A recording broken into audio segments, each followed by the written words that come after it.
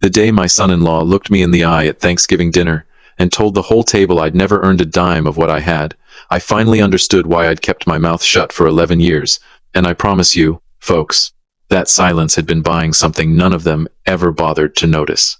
Before I get to the dinner table, let me back up, because if I start with the insult, you're going to miss the reason it mattered so much. My name is Walter Higgins. I'm 64 years old. I live outside Asheville, North Carolina, up in the hills where the fog sits in the valley most mornings till about 9. I spent 31 years running heavy equipment for a highway construction outfit, and the last 12 of those years, I owned 3 small quarries that supplied gravel and filled dirt to half the contractors in the western part of the state. I built that business out of a single-use dump truck I bought with a loan my own father co-signed, back when I was 28 and didn't have 2 nickels that knew each other. I'm not a rich man by the standards of folks on the coast, but I did all right. Better than all right, if I'm honest, though I never much cared to advertise it. My wife, Carol, passed 6 years ago. Cancer, slow and then fast, the way it goes sometimes. I still wear my ring. I expect I always will.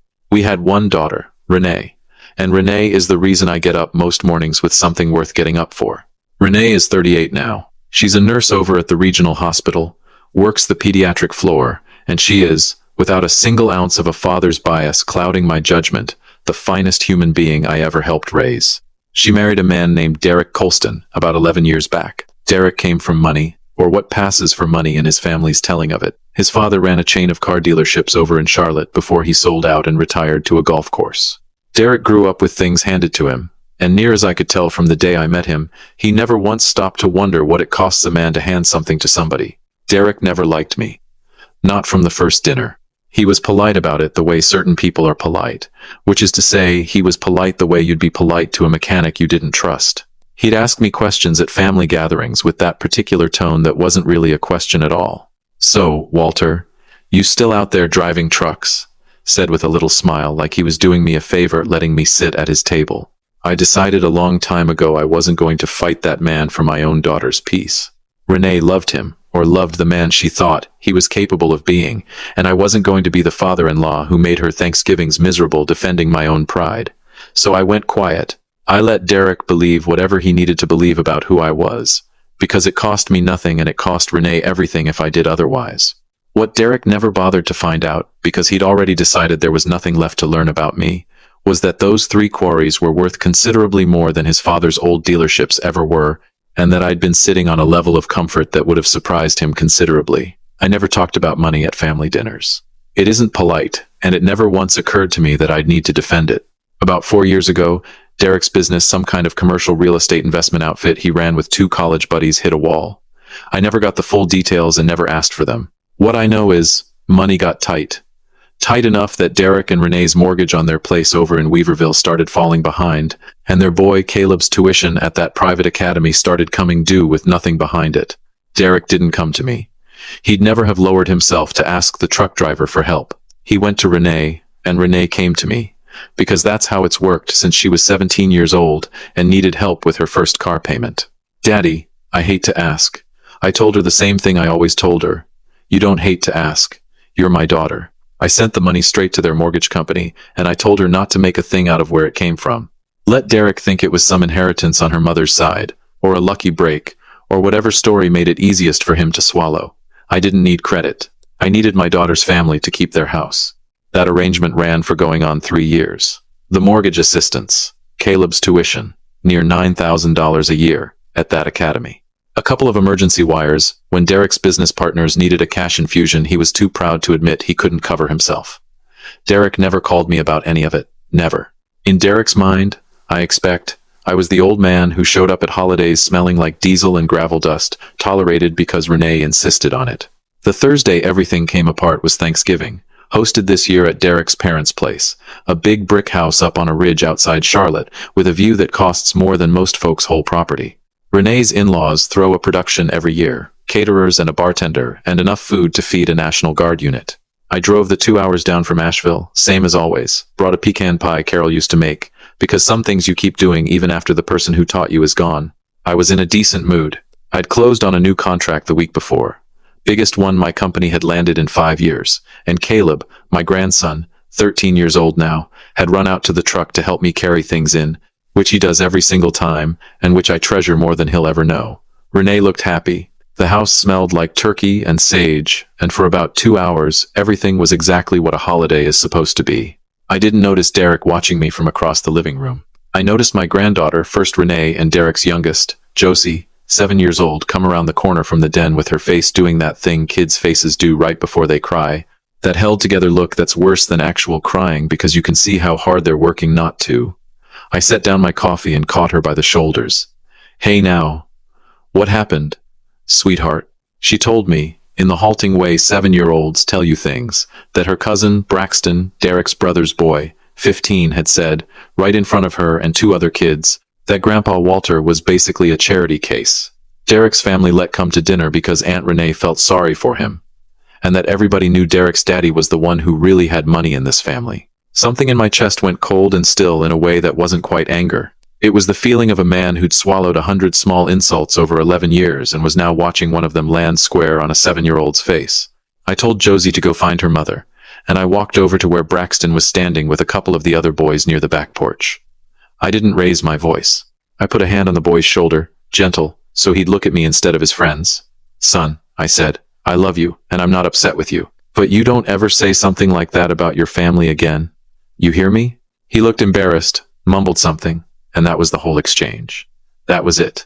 I don't know what Derek saw from across that room, or what got built up in the 3 seconds between him noticing and crossing it, but what happened next took that big brick house from a happy holiday to dead silence faster than I've ever seen a room turn. Derek came across that living room like a man walking into a fight he'd already decided he was going to win.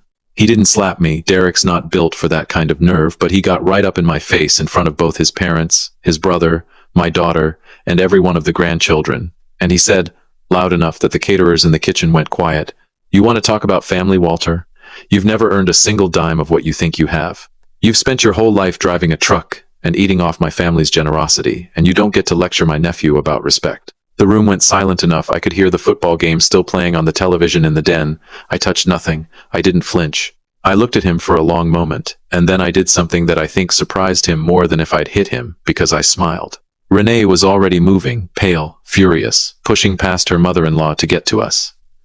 "Derek, what is wrong with you?" Her voice was shaking, but there wasn't a shred of doubt in it. "What did you just say to my father?" Derek didn't even look at her. He kept his eyes locked on me, waiting, I think, for me to shrink the way I always had. "I didn't," I said, quiet and even. "Since you brought it up, Derek, let's talk about who's actually been paying for your family the last 3 years." His father, standing by the fireplace with a glass of bourbon, went very still. I want you to picture that room, because I want you to understand what 17, no, 11 years of silence sounds like when it finally breaks. It doesn't sound loud. It sounds like a man setting down a coffee cup very carefully on a side table and saying, "Girls, get your coats, we're leaving," and meaning every single word of it. We drove the 2 hours back to Asheville in a silence that wasn't uncomfortable so much as it was heavy. The kind of quiet a family sits in after they've been hit by something and need a minute before they can talk about what comes next. Josie was asleep against her booster seat by the time we hit the mountains. Caleb stared out the window. Renee sat up front with her hands folded in her lap, very still, the way her mother used to get when she was working through something too big to say out loud yet. I dropped them at their place, hugged my grandkids, and drove myself home to my empty house up in the hills, and I want to be honest with you about something. What I did next wasn't rage. It wasn't a tantrum because my pride got dented at a dinner table. It was a decision made by a man who had just watched his 7-year-old granddaughter cry over words she heard from a boy who learned them somewhere, and that somewhere was Derek's own house. I sat down at my kitchen table with a cup of coffee and my laptop, and I pulled up the bank portal.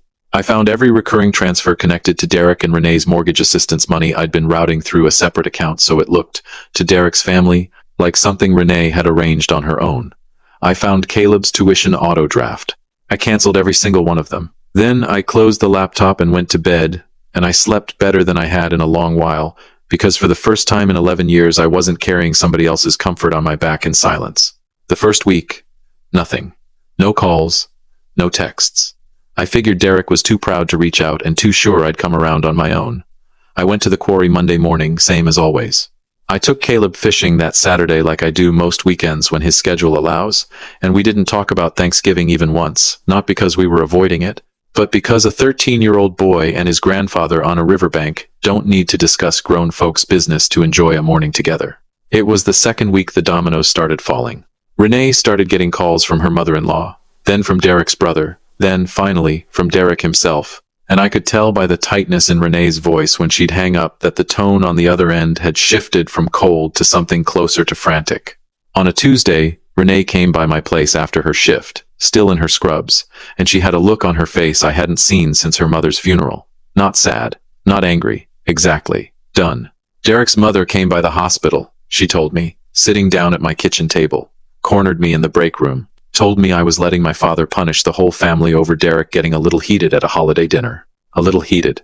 The man humiliated her own father in front of 6 children and called it a family disagreement. I asked her what she'd told them. Renee looked at me steady, no tears, just clarity, and said, I told her the truth. Daddy. All of it. She needed to hear it, and I'm done protecting Derek from the consequences of his own mouth. She walked me through it that evening on my back porch, 2 glasses of sweet tea going warm between us while the crickets started up. When Derek's mother finished her performance in that break room, sighing and clutching her pearls about family loyalty, Renee had looked her dead in the eye and said, It was never Derek's family carrying us, Linda. It was my father's money that kept our house and paid for Caleb's school, every dollar of it, and he let Derek believe it came from somewhere else because he didn't want the drama of Derek knowing the truth.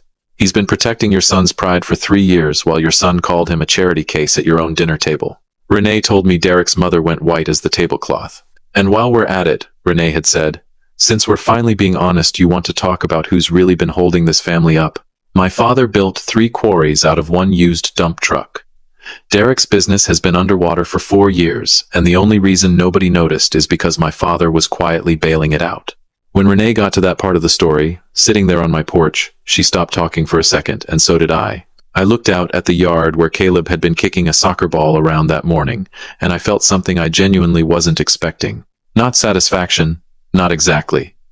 Just the particular weight of being truly seen by your own child, of hearing her stand in a room and say, you never once looked at what he was actually carrying. Here's what Renee didn't know yet, because I hadn't told her. That same week, I'd made 2 phone calls of my own. The first was to my attorney, a sharp woman named Patricia who's handled every contract my company's signed for the last 15 years. I told her what happened at that dinner table, in front of witnesses, several of whom I knew for a fact would confirm every word if it ever came to that. I didn't ask her to file anything. I asked her to draft something else entirely, a formal letter, on her letterhead, notifying Derek's real estate investment partners that certain personal loans I'd extended to cover his firm's cash shortfalls over the past 2 years were being called due in full, effective immediately, per the original terms of the agreement Derek had signed and, I suspect, never expected me to enforce. That's right. What Derek's family never knew, what Derek himself had conveniently never asked about, because asking would have meant admitting he needed it, was that 18 months back, when his little investment firm nearly went under, Renee had come to me one more time, quietly, and I'd wired $40,000 directly into the business account, structured as a private loan, with a note Derek signed without reading closely. The way prideful men sign things when they're desperate and don't want to seem desperate. He thought it came from a silent partner one of his college buddies knew. It came from a retired truck driver up in the hills. He thought couldn't add 2 numbers together. The second call was to that same business partner, a fellow named Greg who I'd met exactly once, briefly, at a golf outing Derek dragged me to years back to show me off like a strange pet. I told Greg plainly that as of that day, I was calling my note, and I suggested, politely, that he and his other partner might want to take a hard look at exactly how Derek had represented the health of that firm to me when he asked me to lend the money in the first place, because I had emails. If you've been with me a while, you know I don't raise my voice to get things done. I hung up that phone, finished my coffee, and went out to check on the equipment at the number 2 quarry, because life keeps going and gravel doesn't sort itself. It was a Thursday evening about 10 days later, when Derek called me directly for the first time in 11 years. I almost didn't answer. Then I figured, why not? Walter? Long pause. The pause of a man who'd rehearsed a speech and forgot the opening line. Look, I think we should sit down, talk this through, clear the air. Maybe dinner, somewhere nice. My treat. His treat. I nearly laughed out loud, standing in my own driveway. Sure, Derek, I said. Let's sit down. He sounded relieved, which told me everything about what he thought that dinner was going to be. Great, great. There's a place up on the parkway. Real nice view. Saturday work? Saturday's fine, I told him, and hung up. They picked a restaurant up on the Blue Ridge Parkway, one of those places built right on the edge of the mountain with a dining room that looks out over 60 miles of ridgeline, the kind of view that's meant to do a room's emotional work for it. Smart choice, by Derek's usual standards, which told me his mother had picked it. Renee and I got there first. We always do. We got a table by the window, ordered water, and watched the lights start to go gold over the mountains. Renee had been quiet on the drive, not the broken kind of quiet, the settled kind, the look of a woman who'd made her peace with whatever was coming. Derek arrived 11 minutes late with his father in tow, which I hadn't expected, and which told me plenty. His father, Harold, a big man with an easy car salesman handshake, went for it first. "Walter, good to see you." Derek stood behind him, working a smile that didn't reach anywhere near his eyes. We ordered. Derek got a scotch. Harold ordered a steak. Renee got the trout. I ordered the ribeye, because I was hungry, and didn't see any reason to let the occasion spoil my appetite. We made about 4 minutes of talk about the drive up before Derek cleared his throat and squared his shoulders, the picture of rehearsed sincerity. "Look, Walter, what I said at Thanksgiving, that was out of line, and I apologize for that." He glanced at his father, who nodded on cue. "But you've got to understand, calling in that loan the way you did, that's not how family handles things. You could sink my whole firm. Over what, hurt feelings?" He paused for effect, and then landed the line I could tell he'd been saving. "It feels like you're punishing me for one bad moment at dinner." I let the silence sit a while. I took a slow sip of water and set the glass back down exactly where it had been. Then I smiled, the same smile from his parents' living room. "Derek," I said, my voice level as a carpenter's line, "you didn't invite me here to apologize. You invited me here because you can't cover that note." He blinked. "What? No, Walter. We genuinely—" "You're not sorry for what you said in front of 6 children, I told him. "You're sorry I'm the one holding the paper." Harold set his fork down. "Now hold on, son. I'm not finished," I said, quiet. No heat in it at all, just fact. And Harold, to his credit, or his instinct, stopped talking. I looked at Derek directly. "For 11 years I let you believe whatever story was easiest for you to swallow. That Renee's family had some money set aside. That your business partner had a silent friend with deep pockets. I let you keep your pride because I loved my daughter more than I cared about being understood. That ends tonight." Derek's jaw tightened.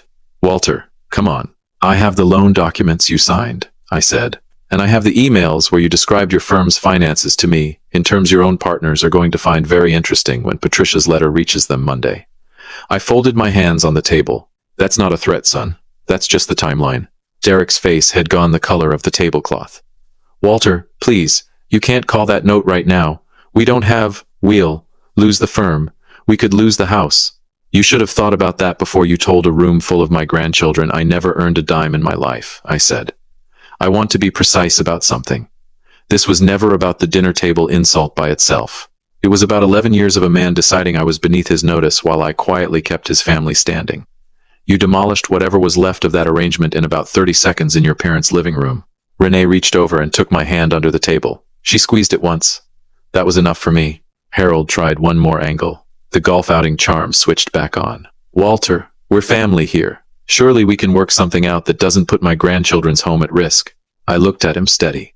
"Harold, I've been quietly keeping a roof over those same grandchildren's heads for 3 years while your son called me a truck driver living off your charity. I think we have very different ideas about who's been protecting this family." Derek's composure cracked all the way open then, the performance gone. "Walter, I'm asking you. I'll apologize. Publicly, however you want, in front of everybody. Just don't call the note. Don't send that letter."